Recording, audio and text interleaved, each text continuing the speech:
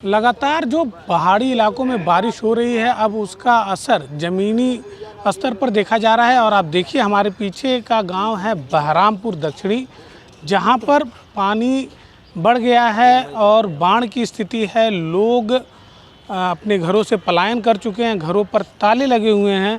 आपको दिखाना चाहेंगे कि देखिए किस प्रकार से लोगों ने अपने अपने घरों पर ताला लगाकर सुरक्षित स्थानों का चयन किया है और सुरक्षित स्थानों पर चले गए हैं, क्योंकि उन्हें यह डर है कि रात बिरात यहाँ पर जो जहरीले कीड़े मकोड़े हैं उनके आने का डर है, साथ ही चोरी होने का डर है।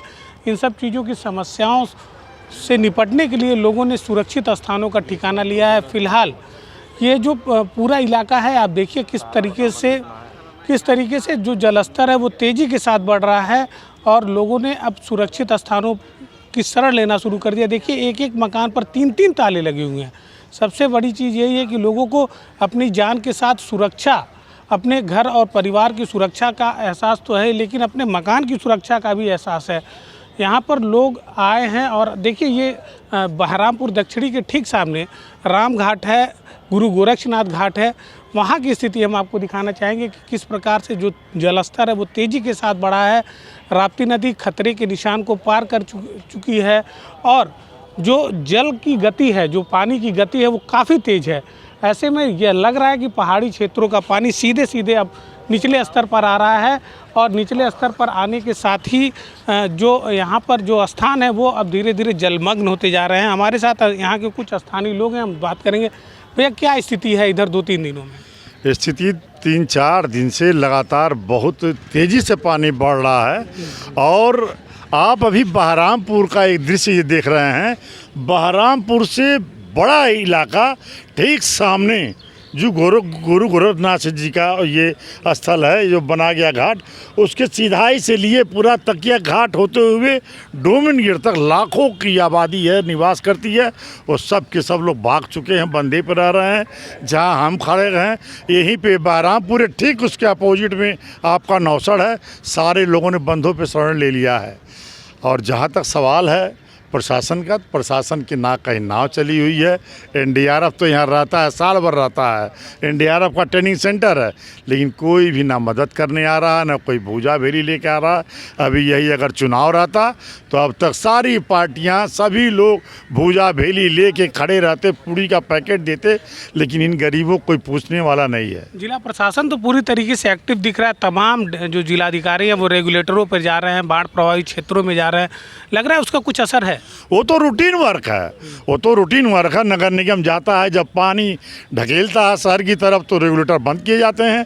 लेकिन हमारा सवाल गरीबों की मदद पे है, गरीबों के सहयोग के लिए है। यहाँ कहाँ नाव आई है? यहाँ कौन से ये कहाँ से खाना खा रहे हैं? जो रोज ठेला खोमचा वाले थे उनका तो घर डूब गया, घर पे आ नहीं पा रहे हैं। उनको बिच्छू क्या सांप की बात करते हैं? योगी जी तो लगातार हेलीकॉप्टर से बाढ़ प्रभावित क्षेत्रों पर नज़र बनाए हुए हैं और लोगों का कहना भी है कि लोगों को मदद मिल रही है। ज़मीनी स्तर क्या है? ज़मीनी स्तर ये है कि यहाँ के अधिकारी योगी जी को गुमराह कर रहे हैं और जिसके वजह से योगी जी की निगाह गोरखपुर पे नहीं पड़ रही है। वरना मैं जानता हूँ गोरखपुर को योगी जी से बढ़िया कोई न डीएम जानता न कमिश्नर जानता है। लेकिन वो इस समय पश्चिम की तरफ, चूँकि ये चुनाव का माहौल भी है, तो उन सब जिलों को ठीक करना इस नाते भूले हुए हैं।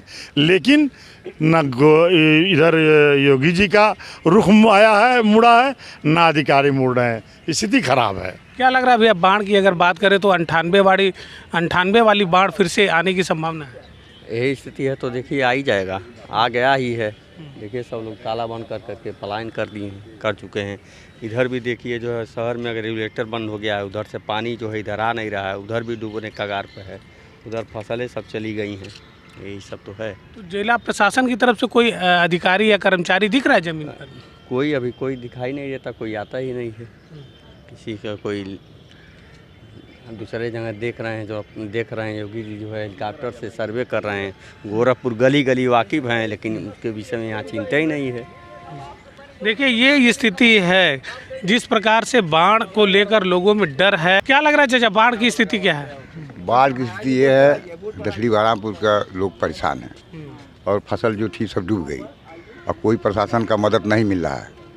और बच्चों सांप गोजर से बहुत डर के भाग रहे हैं।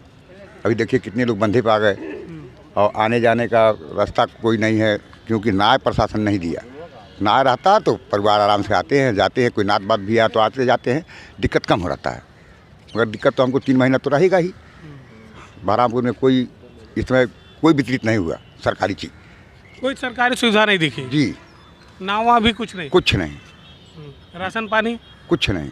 तो देखिए ये है ज़मीनी हकीकत कि अभी भी जो सरकारी दावे हैं वो अपने आप लोग यहाँ पर बयां कर रहे हैं। क्या लगता है क्या स्थिति है? देखिए यहाँ के लोगों के साथ 2 दिक्कत है। एक तो उनका फसल चला गया, तो फसल जाने से भी उनकी आर्थिक कमर टूटी है। दूसरा उनके रहने की भी व्यवस्था ख़त्म हो गई। तीसरा ये है कि उनकी भोजन की व्यवस्था कैसे हो उस पर विचार करना चाहिए वर्तमान में, शुद्ध पेयजल और उस पर भोजन पे, क्योंकि उनका राशन पानी भी ख़त्म हो गया, उनके आने वाला इनकम भी ख़त्म हो गया। ये तो अभी गनीमत है कि गोरखपुर में 3-4 दिनों से पानी नहीं गिर रहा है। अगर वो पानी गिरती तो शायद 98 से बड़ा भयावह हो जाता।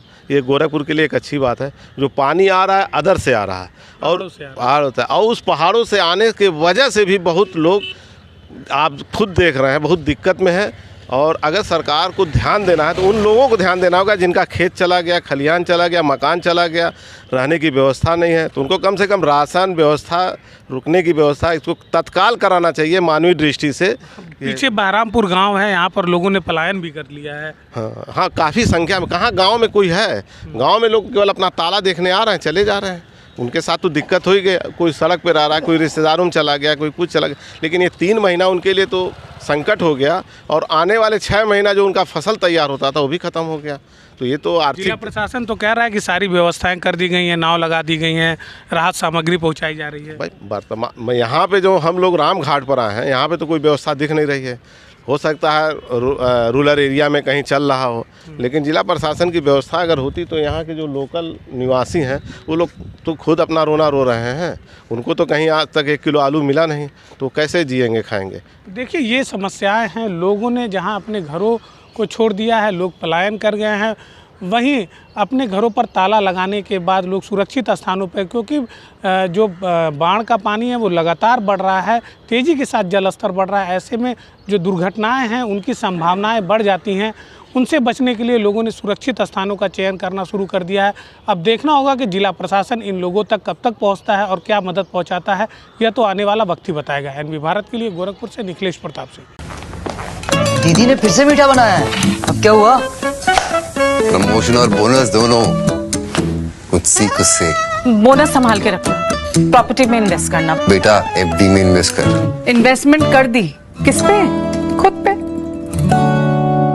अरे वाह बेटा, बेस्ट इन्वेस्टमेंट है ये, बेस्ट इन्वेस्टमेंट। Thank you. सच्चा प्यार सच में अनोखा होता है, कभी खुद से भी करके देखो। डायमंड कलेक्शन बाय एशपुरा, जश्न सच्चाई का।